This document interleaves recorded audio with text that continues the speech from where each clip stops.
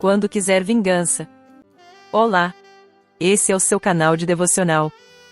Um lugar dedicado a nos aproximar de Deus. Mateus 5, 38 e 39. Vocês ouviram o que foi dito, olho por olho e dente por dente. Mas eu lhes digo, não resistam ao perverso. Se alguém o ferir na face direita, ofereça-lhe também a outra. Quando sofremos algum mal, nossa primeira reação é de querer nos vingar.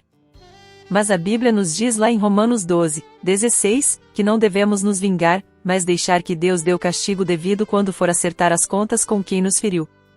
Somos humanos, e Deus nos fez com muitos sentimentos, como alegria, tristeza, paz, raiva, e esse desejo de vingança vem da ira que sentimos.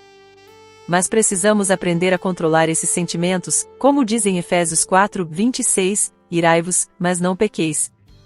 O pecado não está em sentir a ira, mas sim em materializá-la em palavras más, atitudes ruins ou em ressentimentos e ódio.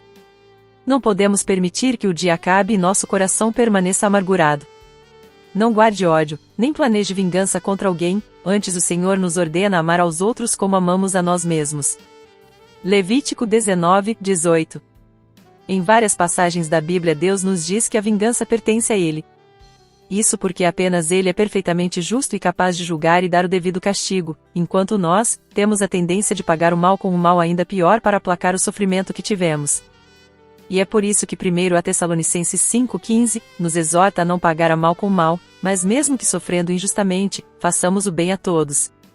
Precisamos aprender a perdoar, a ser bom e misericordioso, assim como Deus é conosco, mesmo sendo falhos e pecadores. 1 Pedro 3, 9. Não retribuam mal com mal nem insulto com insulto, pelo contrário, bendigam, pois para isso vocês foram chamados, para receberem bênção por herança. Tenha um bom dia.